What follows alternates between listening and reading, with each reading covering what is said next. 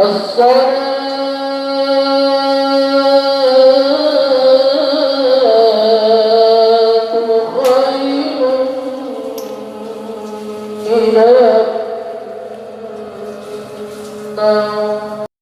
alam dunia ini sebenarnya sudah ada alat yang kelak nanti di yaumil akhir akan berfungsi. Apa itu? Ulul albab. Mata hati. Basiroh. Pandangan batin. Sebab nanti kelak di yaumil akhir ada yang protes kepada Allah. Wahai Tuhanku, aku dulu di dunia melihat. Tapi kenapa sekarang di akhirat aku buta? Allah pun menjawab, engkau ketika di dunia memang indramu melihat. Tapi mata batinmu buta. Ruh ini, ruh orang-orang kafir itu, gerbongnya itu. Asyhadu anna Muhammadan. Pada pertemuan kali ini kita akan melanjutkan yang kita bahas dalam kitab Sirrul Asrar sebelumnya.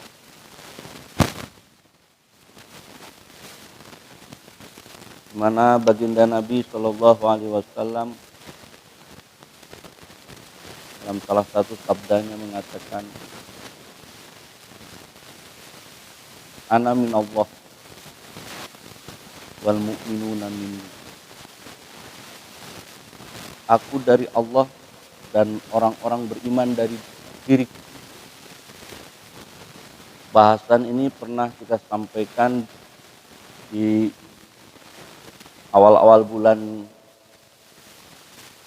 sebelum bulan September, bulan apa? Bulan ke-8 Agustus. Kita membahas surah Al-Maidah ayat ke-15. Di mana dalam tafsir Jalalain dikatakan qad ja'akum minallahi nurun. Sungguh telah datang dari sisi Allah cahaya.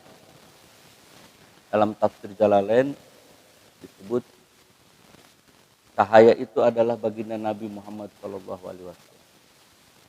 Maka bahasan Sirrul Asrar pada bab awal tentang baginda Nabi Muhammad yang merupakan cahaya Allah Subhanahu wa taala. Cahaya dari sisi Allah Subhanahu wa taala ada landasan hukumnya yang jelas. Surah Al-Maidah ayat ke-15.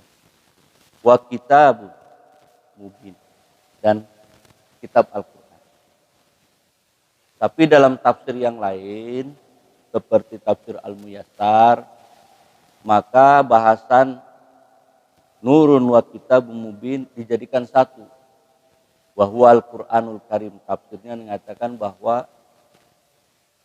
nur Allah dan kitabun mubin itu adalah Al-Qur'an Karim.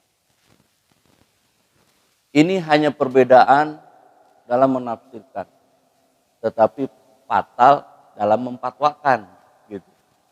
Kalau kemudian yang memegang tafsir Al-Muyassar ini memfatwakan bahwa tidak ada landasan hukum tentang baginda Nabi yang merupakan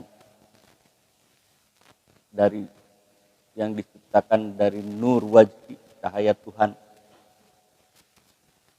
Kalau langsung difatwakan begitu, mengambil tafsir itu, maka akan muncul kekeliruan.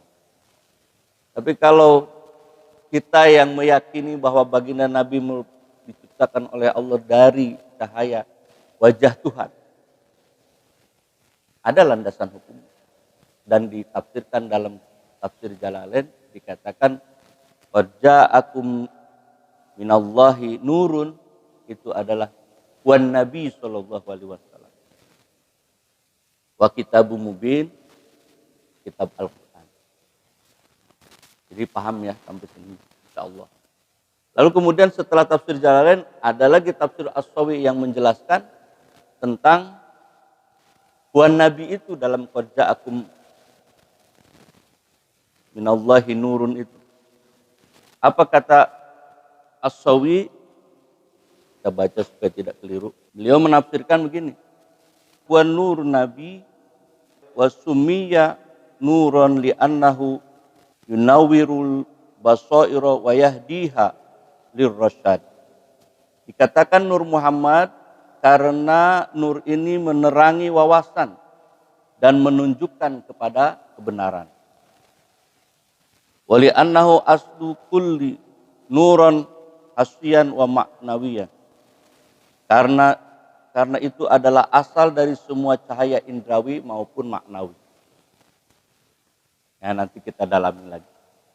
Intinya cahaya Allah itu sebagai wujud yang baginda Nabi Muhammad SAW diciptakan. Ini dalam surah Asrar. Khalaqtu Muhammadan awalan min nuri wajhi. Pertama kali yang aku ciptakan adalah ruh Muhammad dari cahayaku. Begitulah dalam tafsir surah Asrar ini. Dalam pembahasan kitab surah Asrar. Kita lanjut. Kemudian bahasan kita masuk ke berikutnya. Faya ayuhal ikhwan natabi'uhu wasari'u ila maghfirati min rabbikum bitaubah.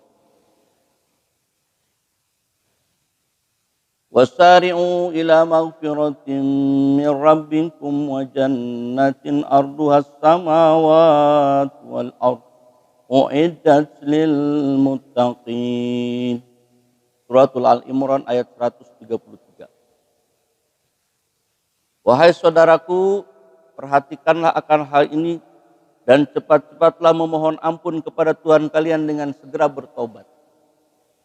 Apa maksudnya? Maksudnya adalah bahasan sebelumnya, bahwa di bahasan sebelumnya baginda Nabi Muhammad SAW mengingatkan kita semua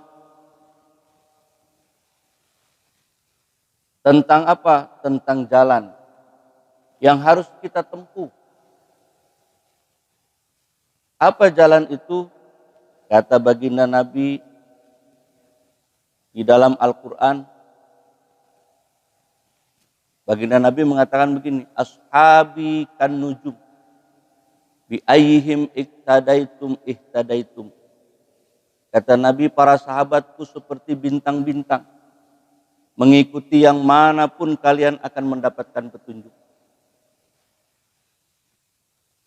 Jadi Nabi mengingatkan bahwa sahabat-sahabatnya ini adalah bintang-bintang di langit. Mana saja yang mau kita ikuti, maka kita akan mendapatkan petunjuk. Tapi sebelum itu Allah Subhanahu wa taala berfirman di dalam surah Yusuf ayat 108.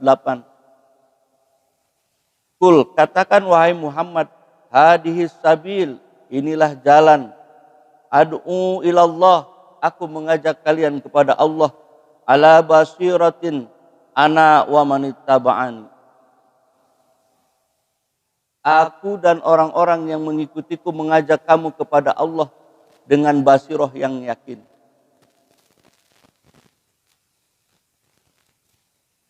Jadi dalam surah Yusuf ini Allah berkata kepada baginda Muhammad SAW, katakanlah wahai Muhammad, inilah jalanku, aku dan orang-orang yang mengikutiku mengajak kamu kepada Allah dengan basiroh yang yakin. Ajakan baginda Nabi kepada kita, kepada umatnya, bukan hanya sekedar yang lahir saja, tapi juga yang batin. Nah, yang batin ini yang tak nampak. Sementara yang lahir yang nampak. Kalau baginda Nabi mengatakan hadihi sabil, ini jalanku, maka kelihatan jalannya.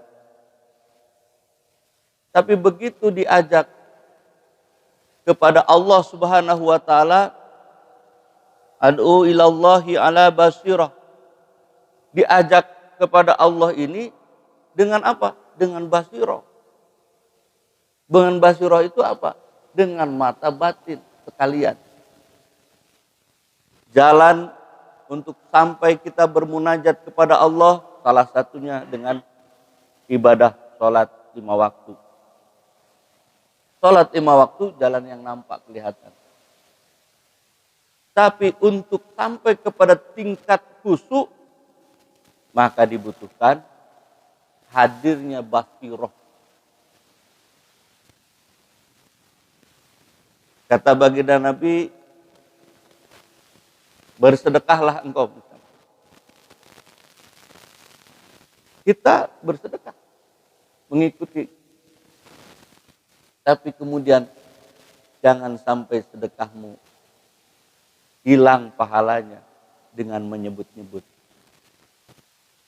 Nah, hilang pahala dengan menyebut-nyebut ini pekerjaan lahir apa pekerjaan batin?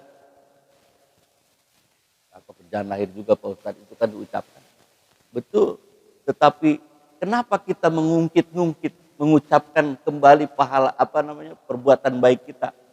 Itu ada dorongan dari dalam batin kita yang mendorong untuk mengungkapkan itu semua. Nah, yang batin inilah, yang tak nampak inilah, yang pada akhirnya akan menggerakkan sesuatu yang menyebabkan kita nampak.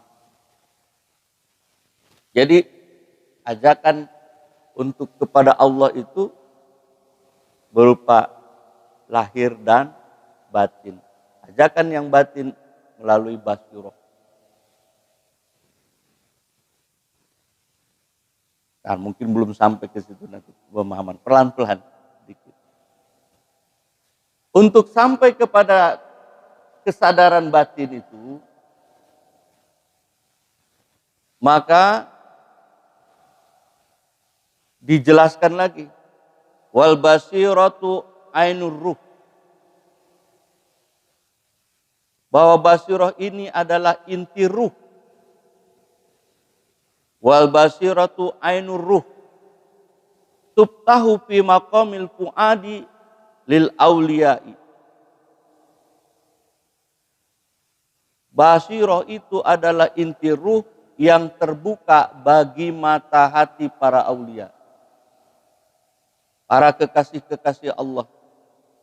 Wadzalika la yahsulu bil ilmi dhahir bal bil ilmi batin. Basirah ini tidak akan terbuka bagi mereka yang hanya mendalami ilmu lahir. Untuk membukanya harus dengan yang batin. Harus dengan ilmu batin. Susah enggak? Enggak susah. Mudah. Tadi Imam membacakan surah Al-Imran. Surah Al-Imran ayat ke-190, 190, 191, 192 di rakaat pertama. Di rakaat kedua dibacakan 193. Kita baca tuh sekali lagi yang di rakaat pertama tadi. Dibaca 189, 190 sama 191. Baru rakaat kedua 192, 193. Bismillahirrahmanirrahim. Walillahi mulkus samawati wal ardh. Wallahu ala kulli syai'in qadir. Dan milik Allah lah kerajaan langit dan bumi, dan Allah Maha Kuasa atas segala sesuatu. Inna fi khalqis samawati wal ardh wa ikhtilafil laili wan nahari la ayatin li ulil albab.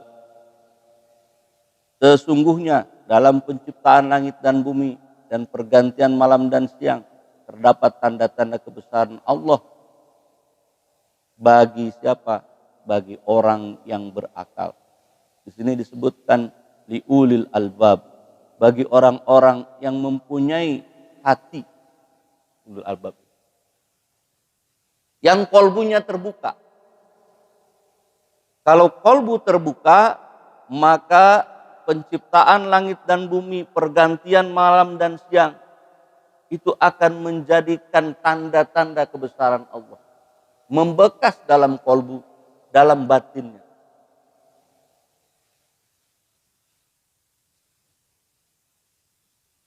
Siapa mereka? Nah ini penting. Siapa mereka yang basirohnya sudah terbuka. Yang kolbunya berkesan ketika melihat langit. Yang kolbunya teringat Allah tatkala melihat seluruh yang ada di alam dunia ini. Ingatannya langsung ingat kepada Allah. Siapa orang yang ulul albab? Siapa yang terbuka mata batinnya? Siapa yang basirohnya begitu sensitif? Ayat berikutnya menjelaskan siapa mereka, yaitu alladzina yadhkuruna Allaha qiyaman wa qu'udan wa 'ala junubihim wa yatafakkaruna fi khalqis samawati wal ardh Rabbana ma khalaqta hadza batila subhanaka fakina adzabannar. Alladzina yadhkuruna Allaha, yaitu orang-orang yang mengingat Allah. Qiyaman, sambil berdiri, wa qu'udan, duduk, wa ala junubihim,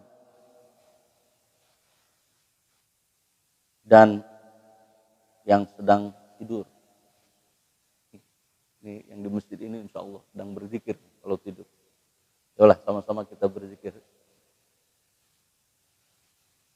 Subhanallah walhamdulillah wa la ilaha illallah wallahu akbar.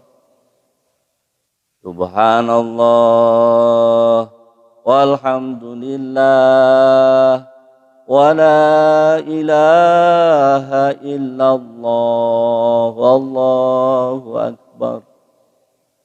Subhanallah walhamdulillah wa la ilaha illallah wallahu akbar. Terbukanya inti kolbu, munculnya ulul albab, orang-orang yang memiliki mata hati, mereka yang alladzina yadhkurunallaha, mereka yang selalu berzikir kepada Allah, qiyaman, tatkala berdiri, wa qu'udan, tatkala duduk, wa ala junubihim, bahkan dalam pembaringan pun dia selalu ingat kepada Allah. Maka terbuka itu. Nah, baginda Nabi mengajak kepada Allah itu dengan basiroh, dengan mata batin.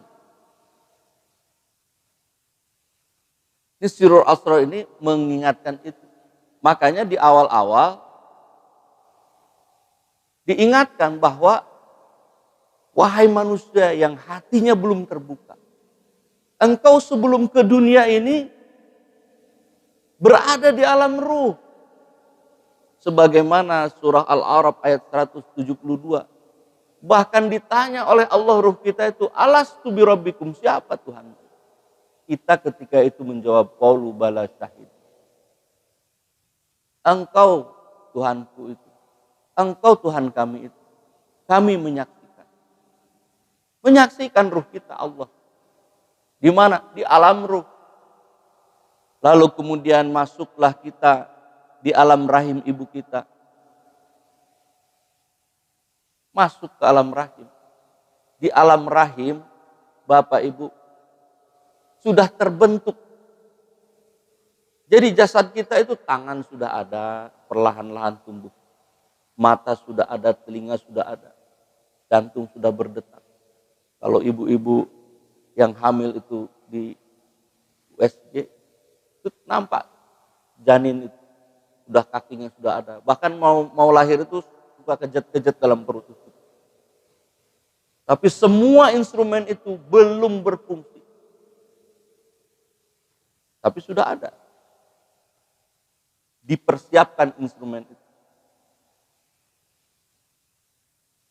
Begitu manusia lahir dari alam rahim keluar ke alam dunia, maka semua berfungsi. Pendengaran berfungsi. Mata berikutnya. Karena pendengaran lebih dahulu, mata berikutnya berfungsi.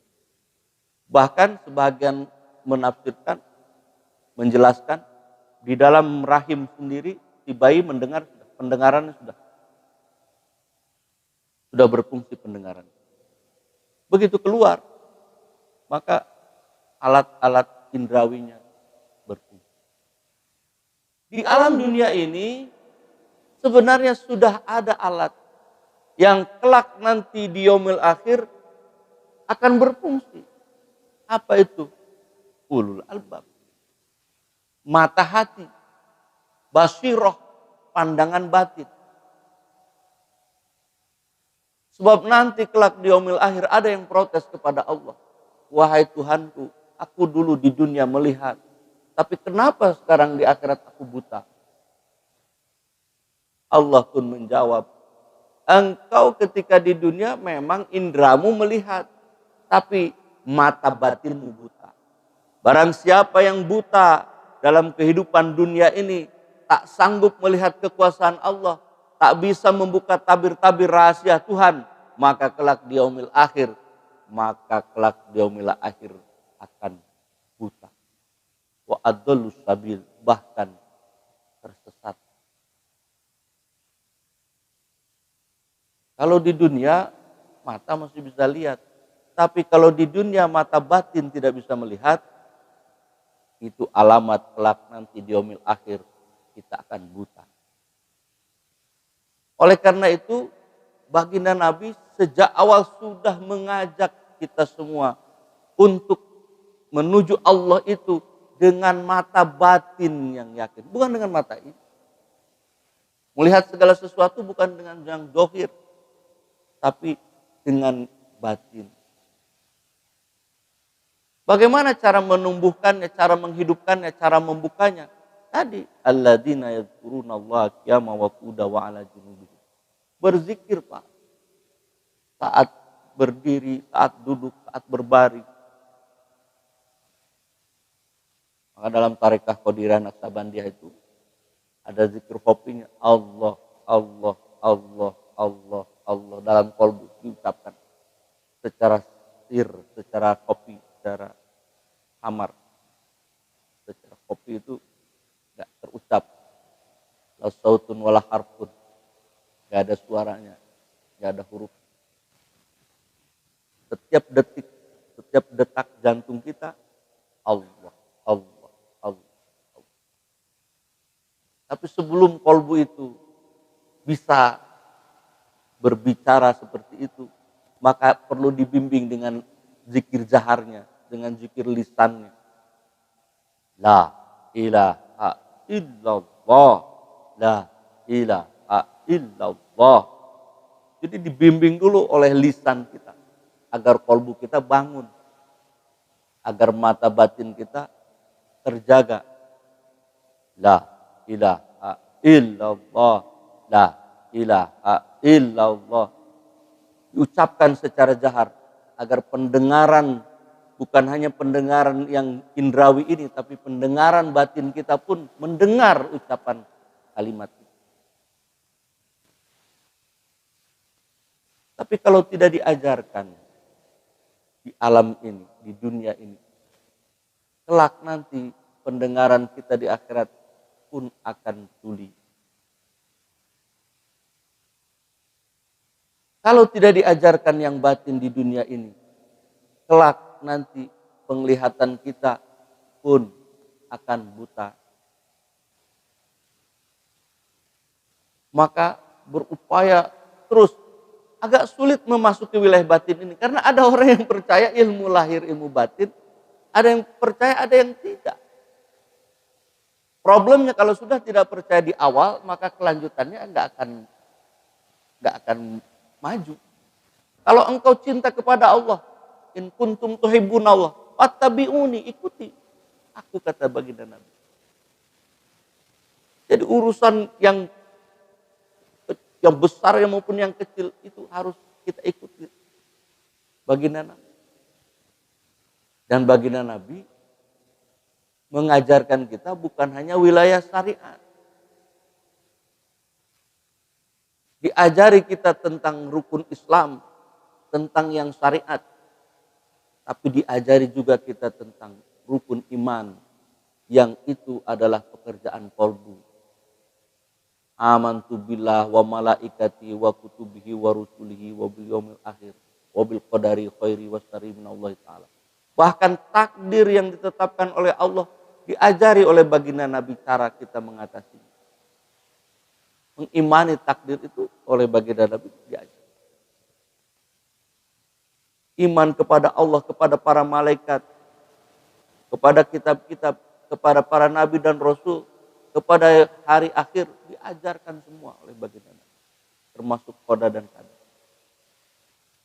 Dan itu yang batin, sudah masuk ke ranah qalbu. Kalau syahadat, sholat, puasa, zakat, haji itu sudah menjadi rukun Islam, dan kita sedapat mungkin harus bisa mengerjakan itu semua. Tapi kalau sudah makrifah, ini yang masuk ke dalam kelompok yang agak berat sedikit. Karena jarang orang yang mau menelusuri jejak ini, jejak keimanan ini. Apalagi memasuki jejak ihsan.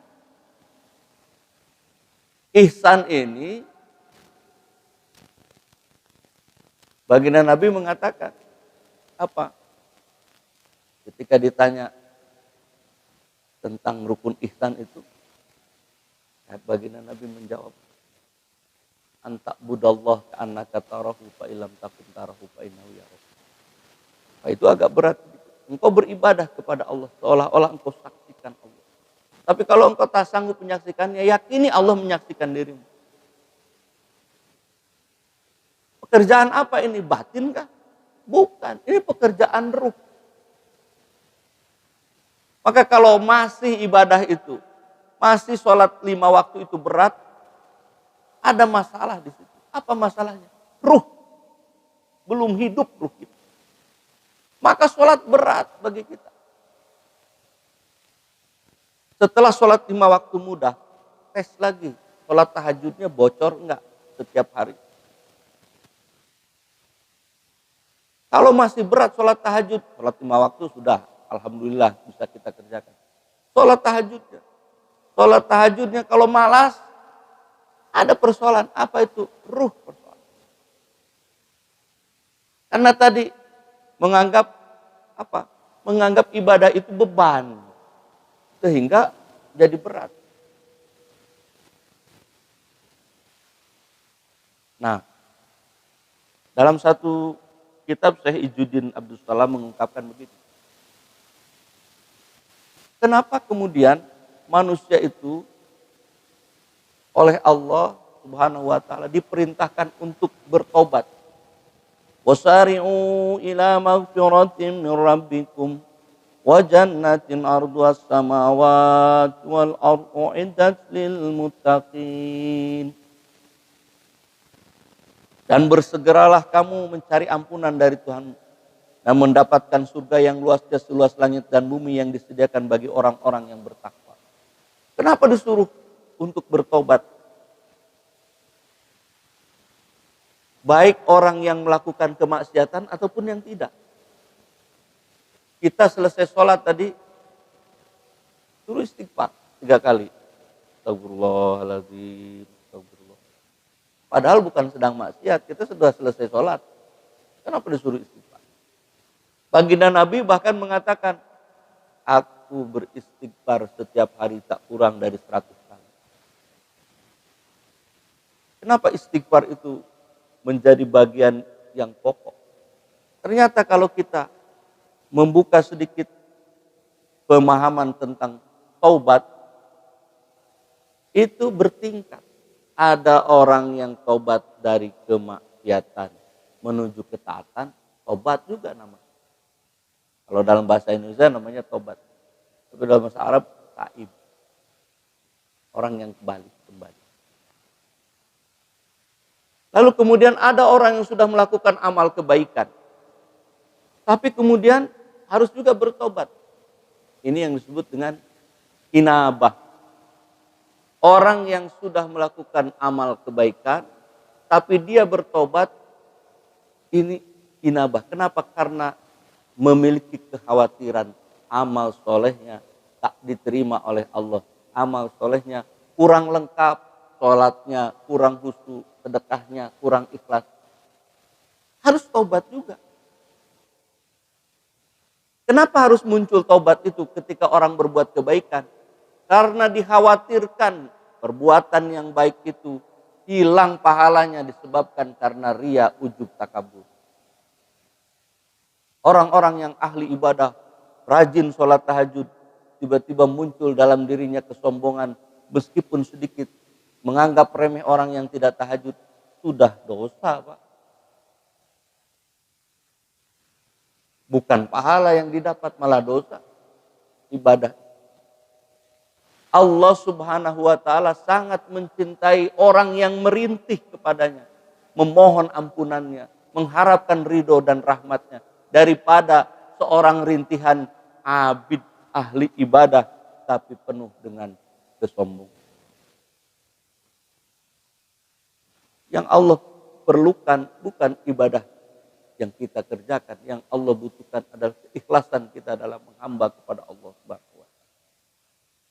Lalu bagaimana baginda Nabi Muhammad SAW bertobat kepada Allah sampai 100 kali dalam satu hari? Beliau memberikan contoh kepada kita bahwa iman yang dimiliki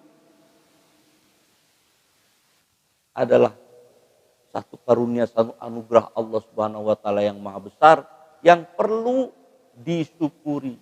Maka taubatnya para nabi disebut awwabin. Awwab maknanya taubat juga, maknanya kembali juga, tetapi penuh dengan rasa syukur kepada Allah Subhanahu wa taala atas petunjuk dan hidayah. Nah, dalam Sirrul Asrar ini disebutkan, wahai saudaraku, perhatikanlah akan hal ini, cepat-cepatlah memohon ampun kepada Tuhan kalian dengan segera bertobat kepada Allah. Kenapa kita mesti kembali segera bertobat? Karena kita mengkhawatirkan mata batin kita belum terbuka. Basyirah. Bertobat kembali kepada Allah. Wadkhulu fi tariq warji'u ila rabbikum ma'a hadhil qaul ma'a hadhil qawafil ruhaniyah. Jadi masuklah pada at-tariq, jalan kembali kepada Allah, dan kembalilah kepada Tuhan kalian bersama golongan ahli ruhani. Disarankan untuk jadi mengungkapkan kolbu batin itu harus bersama dengan orang-orang yang memang memiliki pengetahuan tentang ruhani itu.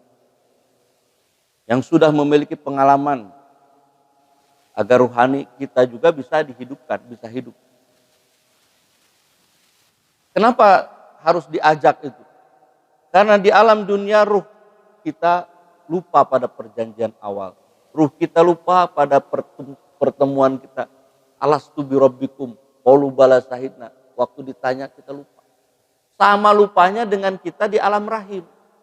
Kita kan lupa peristiwa kita di alam rahim itu. Selama 9 bulan dalam rahim ibu, tak ada sedikit pun memori dalam pikiran kita. Tapi kalau nanti ibu kita menunjukkan foto USG kita, nah ini dulu kamu ini waktu di alam rahim. Baru kita, oh iya pernah di sana. Tapi memori kosong. Nah, memori yang kosong ini harus kita isi di alam dunia ini. Dengan cara apa? Dengan cara beristighfar. Dengan cara apa? Dengan cara berzikir kepada Allah. Terus diingatkan. Sehingga alam yang pernah kita lalui nanti akan perlahan-lahan nampak terbuka. Untuk apa? Untuk menghadapi alam berikutnya. Kenapa alam berikutnya tidak bisa kita rasakan?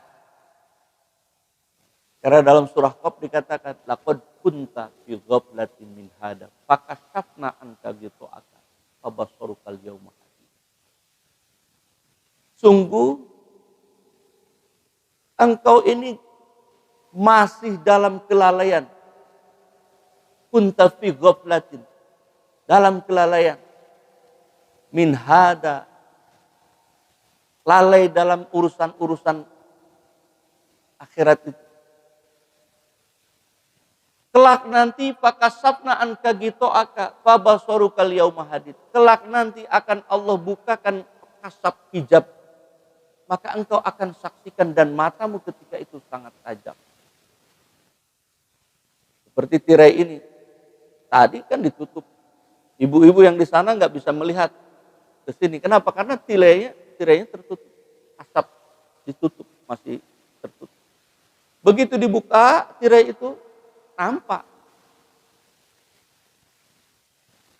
Nah, dalam surah Qaf ini dikatakan nanti wajaat sakaratul maut. Tatkala datang sakaratul maut itu, begitu datang wajaat sakaratul maut bil haqqi, dan datang sakaratul maut itu dengan apa?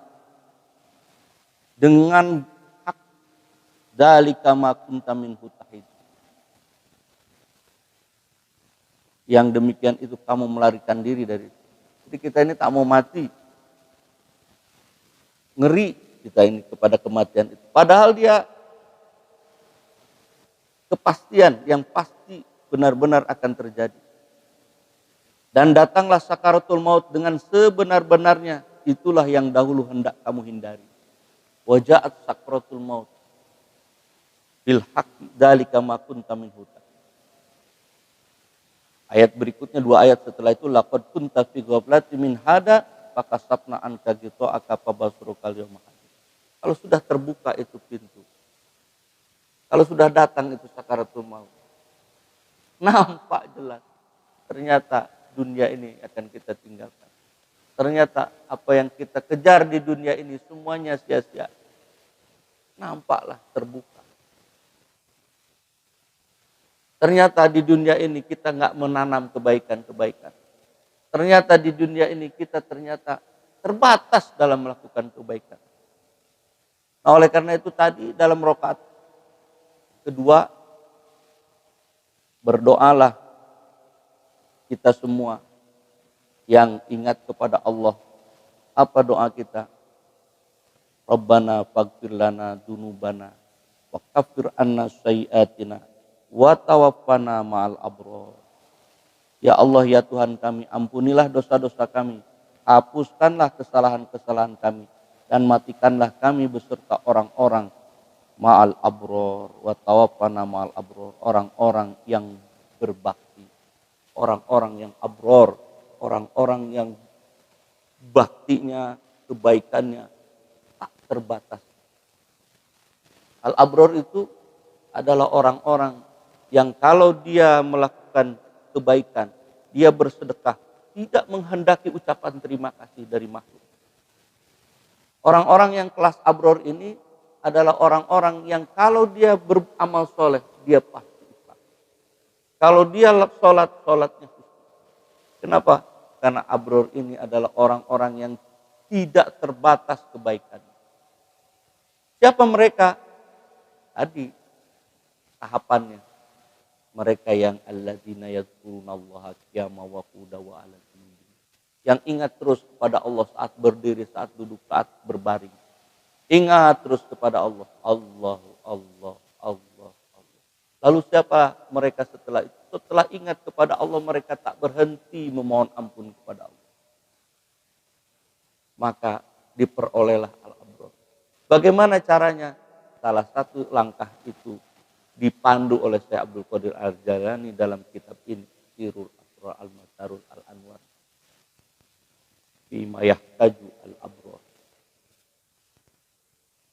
Bagaimana cara memandunya? Cara memandunya diawali dengan memperkenalkan ruh kita. Bagaimana cara supaya kita mengakses ruh kita biar ruh kita hidup?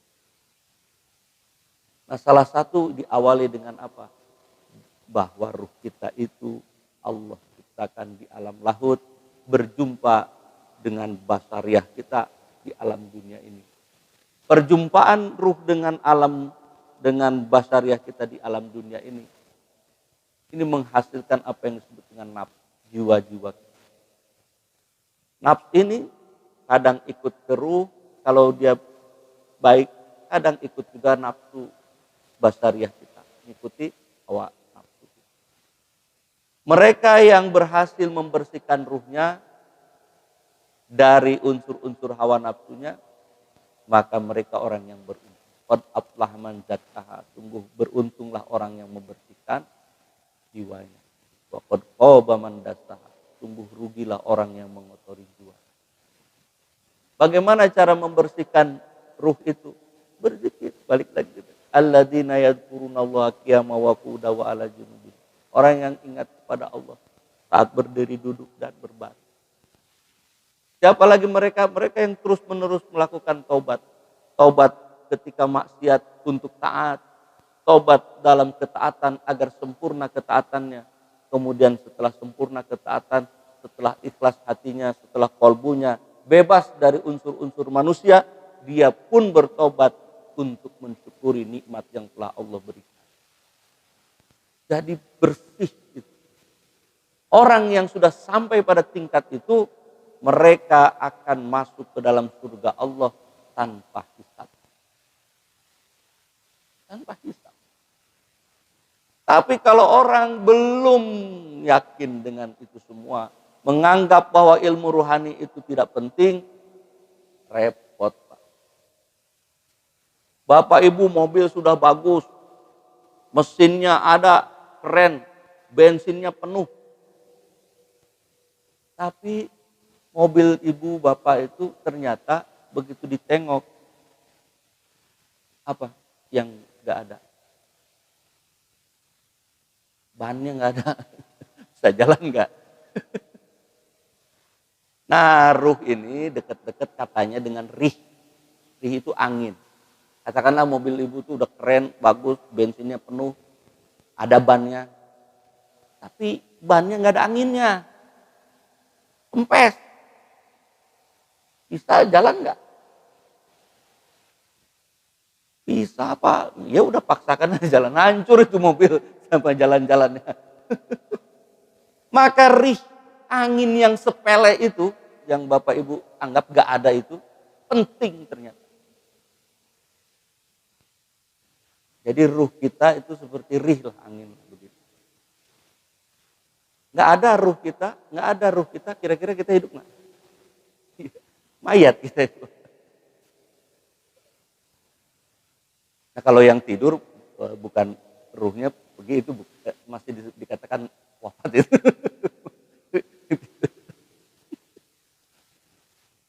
Jadi hal yang sangat sederhana, yang sepele, ruh ini begitu penting bagi kita. Maka dari itu, meskipun apa yang disampaikan ini agak berputar-putar sedikit, sampai pening ini gimana ini membacanya Pak Ustadz, kok lari-lari gitu. Meskipun agak berputar-putar sedikit, tapi mudah-mudahan bermanfaat. Dan mumpung ada waktu 5 menit, mari bersama-sama kita berzikir kepada Allah.